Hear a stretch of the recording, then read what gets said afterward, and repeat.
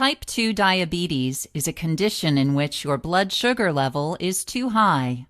After you eat foods that contain carbohydrates, chemicals in your small intestine break them down into single sugar molecules called glucose. Next, the cells lining your small intestine absorb the glucose, which passes into the bloodstream. When the blood reaches your pancreas, beta cells inside the pancreas detect the rising glucose levels. To reduce the glucose level, your beta cells release insulin into your bloodstream. As the blood circulates through your body, the insulin and glucose exit the bloodstream into your tissues to reach your body's cells. Most cells of the body have certain receptors on their surface that bind to the circulating insulin.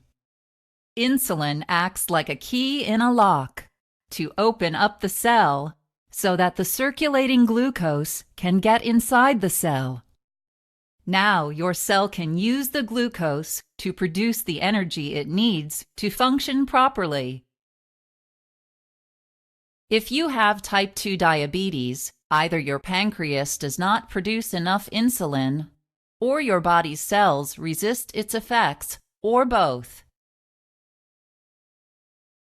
If you have insulin resistance, your insulin cannot unlock the cells to let glucose in, because the locks, called receptors, are abnormal or missing. As a result, glucose is locked out of your cells. Consequently, the amount of glucose builds up in your bloodstream in a condition called hyperglycemia. To compensate for hyperglycemia, your pancreas produces more and more insulin. Your overworked beta cells try to keep up with the demand, but gradually lose their ability to produce enough insulin.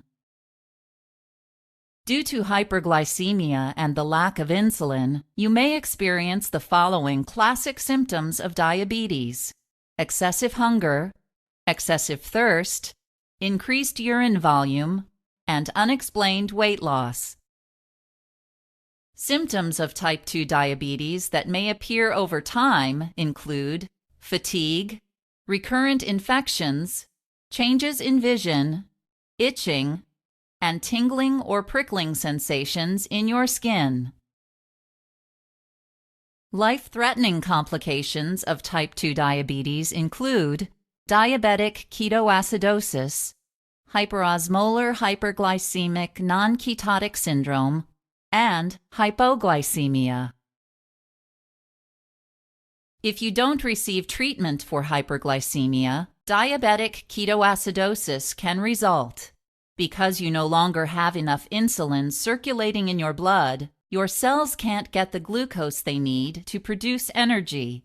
As a result, your body turns to fats and proteins as an alternative source of energy. During the fat breakdown process, certain byproducts, known as ketone bodies, accumulate in your blood, resulting in a condition called ketosis. If ketones build up to dangerously high levels in your bloodstream, you may develop diabetic ketoacidosis, or DKA, which can lead to coma and death.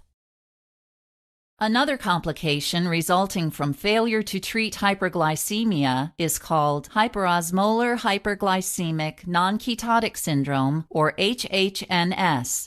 As the insulin deficiency continues, your blood glucose level increases. In response, your kidneys filter excess glucose out of the blood into urine, along with large amounts of water.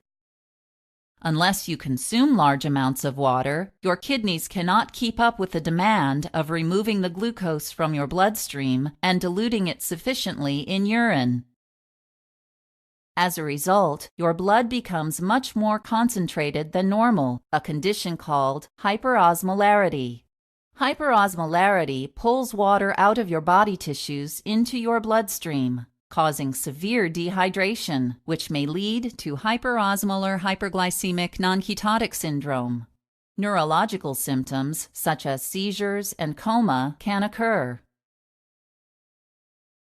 If you take an excessive dose of diabetic medication, you may experience an acute complication called hypoglycemia or insulin shock.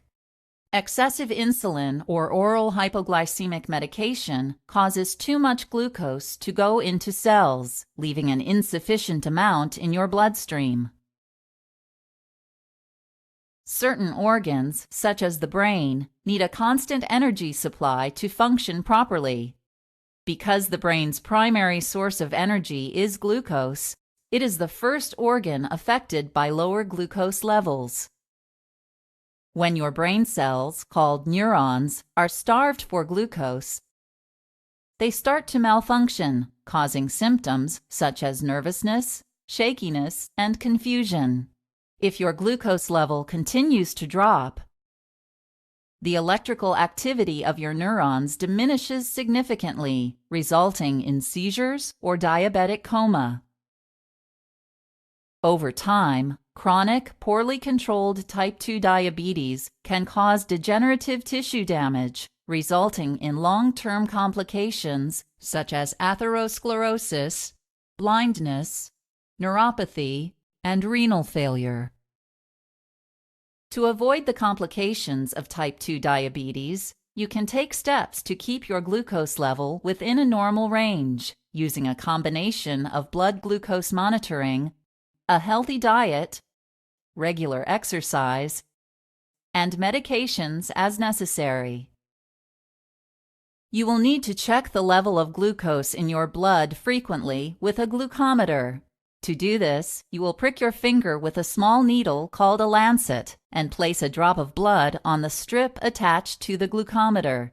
Based on your blood glucose level, you may need to adjust your meals, physical activity, or medication dose.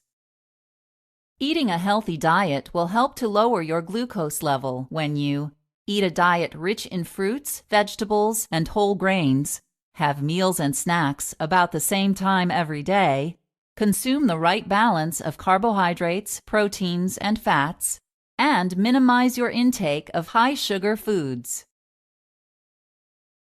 Getting regular exercise, even just 30 minutes a day, will lower your blood glucose level, decrease insulin resistance, and may lead to weight loss. You may need to take one or more diabetic medications to help lower blood glucose. Some of these medications increase insulin production in your pancreas. Others decrease insulin resistance in your skeletal muscles. Some treatments increase insulin sensitivity in certain tissues. Others promote a slight decrease in absorption of glucose in your digestive system. If your type 2 diabetes cannot be controlled with diet, exercise, and oral medications, your doctor may prescribe insulin and train you to inject it just under your skin.